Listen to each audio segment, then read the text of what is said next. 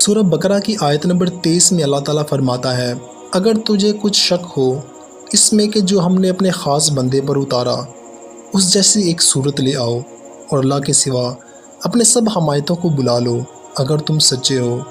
اس آیت میں قرآن کے بے مثل ہونے پر دو ٹوک الفاظ میں کھلی دلیل جاری کی ہے کہ اپنی فصاحت و بلاغت پر ناز کرنے والوں کو چیلنج ہے، اگر تم قرآن کو اللہ تعالیٰ کی کتاب نہیں بلکہ کسی انسان کی تصنیف سمجھتے ہو تو چونکہ تم یہ انسان ہو لہٰذا اس جیسی ایک صورت بنا کر لے آؤ جو فصاحت و بلاغت، حسن ترتیب اور غیب کی خبریں دینے اور دیگر امور میں قرآن پاک کی مثل ہو۔ اگر ایسی کوئی صورت بلکہ آیت تک نہ بنا سکو تو سمجھ لو کہ قرآن اللہ تعالیٰ کی کتاب ہے، اور اللہ تعالیٰ کی کتاب کا انکار کرنے والوں کا انجام دوزخ ہوتا ہے جو بطور خاص کافروں کے لیے تیار کی گئی ہے۔ ناظرین گرامی، یہ ایک چیلنج تھا جو رب کائنات نے اس وقت کے کافروں سمیت تمام منکروں کو دیا۔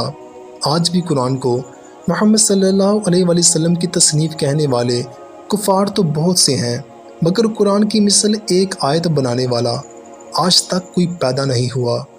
جس نے اس کا دعویٰ کیا اس کی پول چند ہی دنوں میں کھل کر سامنے آ گئی، لیکن اب جب کہ Chat G P T artificial intelligence کا شاہکار جو کہ اپنی مقبولیت کے جھنڈے گاڑ چکا ہے، چونکہ دنیا کے ہر سوال کا جواب دینے پر مکمل عبور رکھتا ہے، تو کیا وہ قرآن کی صورت جیسی کوئی صورت یا کوئی آیت بنا سکتا ہے؟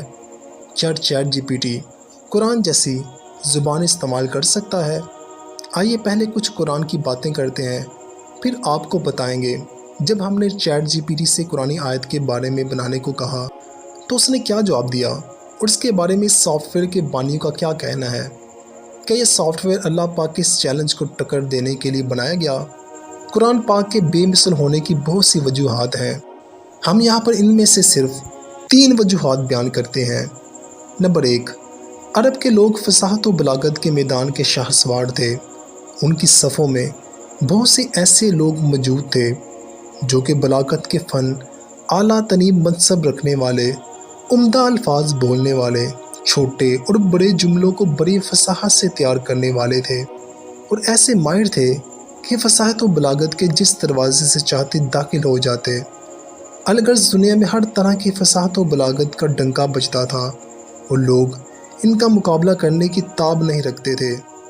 ان اہل عرب کو فصاحت و بلاغت کے میدان میں اگر کسی نے عاجز کیا تو وہ واحد کلام قرآن مجید تھا۔ اس مقدس کتاب کی فصاحت و بلاغت نے اہل عرب کی عقلوں کو حیران کر دیا اور اپنی مثل لانے سے عاجز کر دیا۔ نمبر 2، تلاوت قرآن کی تاثیر۔ قرآن مجید کے بے مثل ہونے کی ایک دلیل یہ بھی ہے، اسے پڑھنے اور سننے والا کبھی سیر نہیں ہوتا اور نہ ہی کبھی اس سے اکتاتا ہے، بلکہ وہ اس کی جتنی زیادہ تلاوت کرتا ہے اتنی ہی زیادہ شیرینی اور لذت پاتا ہے، اور بار بار اس کی تلاوت کرنے سے اس کو محبت اور دل میں راحت پیدا ہوتی ہے۔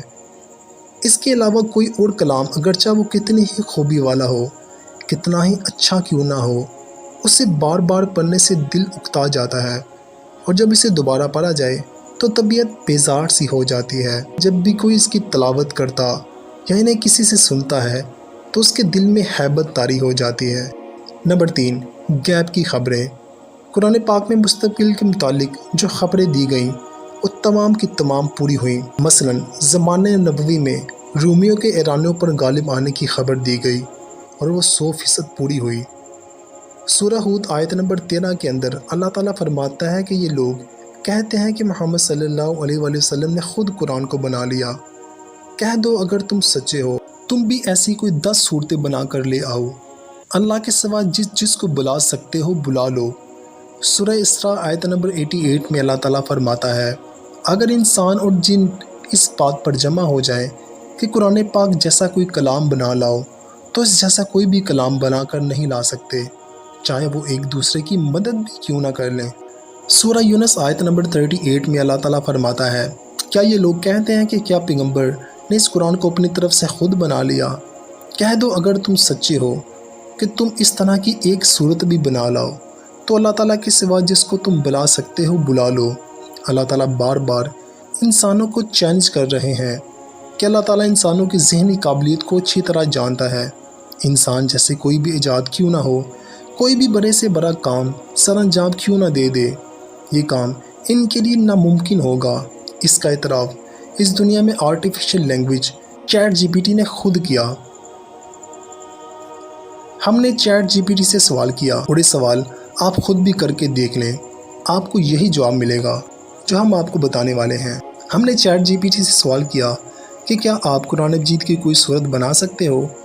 تو جواب میں اس مصنوعی ذہانت رکھنے والے دنیا کے مقبول ترین جنریٹیو ٹیکنالوجی نے جواب دیا، میں ایک مصنوعی ذہانت ہوں اور قادر ہوں کہ آپ کے لیے مواد فراہم کر سکوں، لیکن میں قرآن کی طرف سے کوئی نئی صورت نہیں بنا سکتا۔ قرآن کریم حضرت محمد صلی اللہ علیہ وآلہ وسلم کے زمانے میں نازل ہوا، اس کا لفظ بہ لفظ اللہ تعالیٰ کی طرف سے ہے۔ میری قدرت صرف اور صرف ان مواد کو استعمال کرنے میں مدد فراہم کرتی ہے جو میرے ٹریننگ کورس میں شامل ہے۔ اگر آپ کسی قرآنی موضوع یا موضوع پر مجھ سے معلومات حاصل کرنا چاہتے ہیں تو براہ راست پوچھیں۔ القدس قرآن کو کاپی کرنے، اس کا اپنی زبان میں یا اپنے لحاظ سے ترجمہ تو ضرور کیا جا سکتا ہے، لیکن لاکھ کوشش کے باوجود بھی 1400 سالوں سے کفار نہ تو خود کبھی قرآن کی آیت بنا سکے اور نہ ابھی تک کوئی ایسا سافٹ ویئر ایجاد کر سکے۔